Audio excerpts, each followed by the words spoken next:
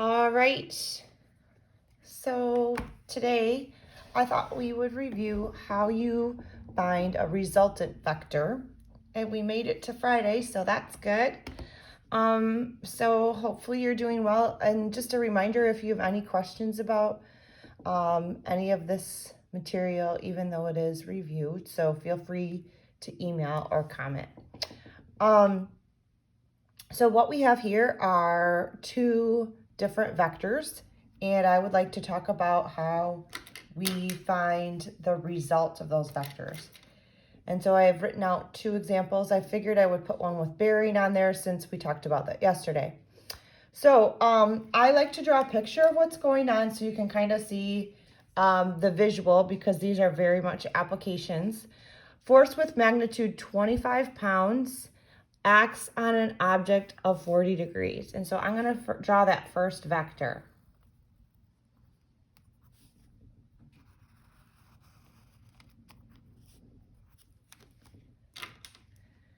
So I'm going to approximate 40 degrees. Maybe it's right here. And that's 25 pounds. So I'm just assuming I have some kind of object right here. A second force of 50 pounds acts on the object at an angle of negative 15 degrees. And so for this, here's my same object. Now there's another force that's pulling the object this way. And negative 15 degrees means it's below that horizontal axis. I'm going to put the negative 15 there. So anytime some of you made a mistake on this, something's below or going this direction, that's a negative angle. And when it's going in the counterclockwise direction, that's positive angle. I'm going to extend this out because the force of this second vector was more. So 50 pounds. Okay, so real quickly, I hope you guys can see if I have one force pulling an object this way, another pulling this way, that somehow, somewhere in between is where the object is actually going to go. So the little bit of a tricky thing about the resultant vector is we're just going to add them, but to add them, they have to be in component form. And so let's remember from our previous lessons that component form is the magnitude times the cosine of the angle and the magnitude times the sine of the angle. So for this one up here, we would have 25 times cosine of 40 and 25 times sine of 40. For the vector pulling the object this way, it's 50 cosine of negative 15 and 50 sine of negative 15. So the result, where the object actually is going to go, is going to be the sum of those things. And so to save myself a little bit of time, I'm not going to write that all out. I'm going to just show you because we are reviewing. To get my component, I'm going to add the horizontal components together. So these two. So getting my calculator out, making sure I'm in degree mode, I'm going to take 25 times the cosine of 40 plus 15 times the cosine, 50, sorry, times the cosine of negative 15. That is going to give me my resultant's horizontal component. We'll call it 67.4. Second, I take my verticals. So 25 sine of 40 plus 50 sine of negative 15.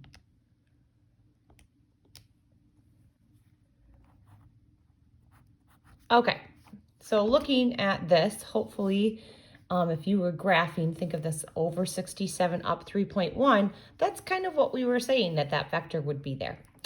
So The direction and magnitude, though, those two things, I have to go one step further. So using some of my formulas from yesterday, the magnitude of this vector is going to be the square root of 67.4 squared plus 3.1 squared.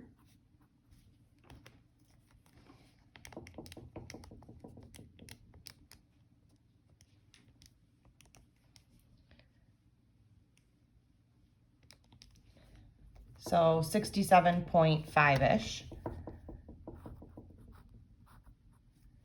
And that's in pounds. So when I'm asking for magnitude, I just apply my magnitude formula from yesterday. And then theta, I'll have to squeeze that in down here. We had a couple different formulas for theta. I said you could use tangent inverse or cosine inverse. Either one's fine.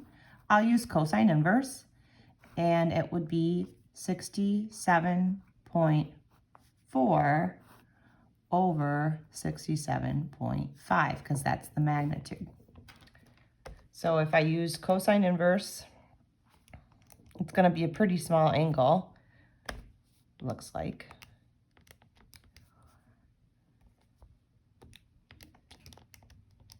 And it's an angle of 3 degrees.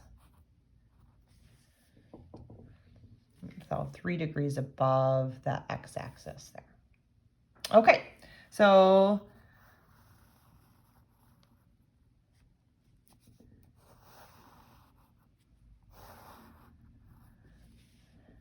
I wanted to just show you, I'm going to show you setups for this. Hopefully this makes sense to you. So the basic idea is to do the addition, they have to be in component form. To find the speed and direction, you have to use the formulas that we used the other day. All right, so the second example, though, I want to do is with bearing. And so yesterday we talked about how an easy way you could find theta is you could just take 90 minus the bearing.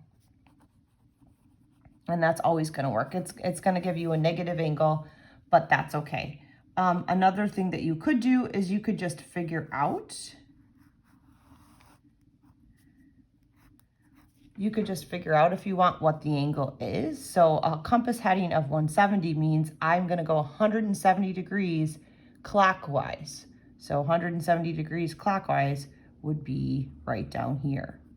So you could figure out just using quadrants what the positive angle is going to be.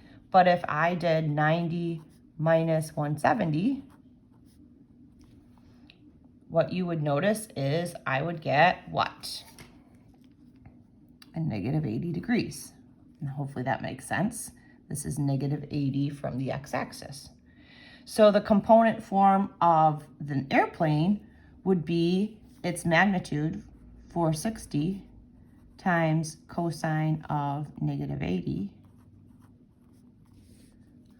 and 460 times sine of negative 80.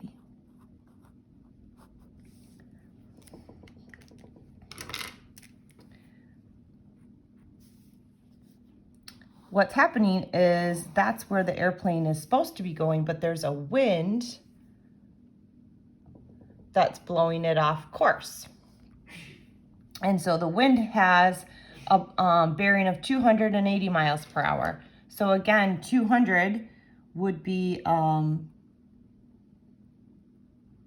this way. So this is the wind. Okay, so if I found theta for 200, again, if I took 90 minus the bearing, the wind has a direction angle then of what? Negative 110. So the component form of the wind is 80 times cosine of negative 110, 80 sine of negative 110. All right, so putting those two together, let's add and see what the actual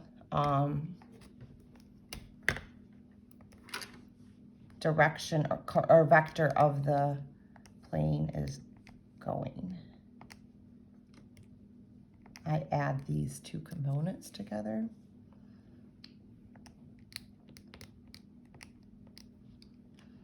And I get that we have a 52.5 for the component horizontally. I'm going to add these two together.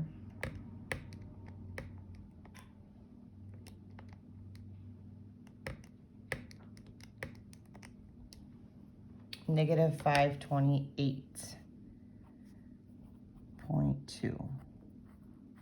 All right, so that is finding your component form.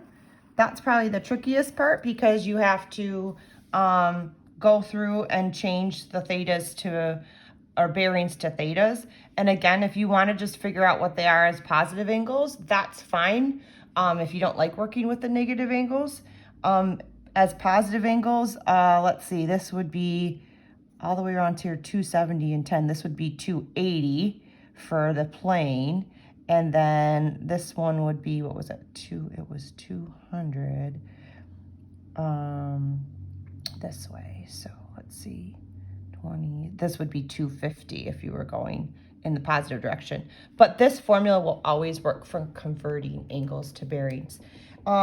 I'm not going to do B. I think you guys can figure that out. B is just taking any old vector and finding the magnitude and theta, which you've done multiple times before.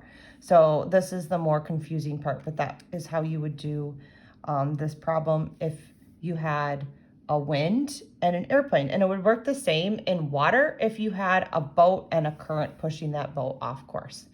Okay, so I'm going to give you a couple problems to try along with this, and then enjoy the rest of your weekend, and we'll check in again on Monday.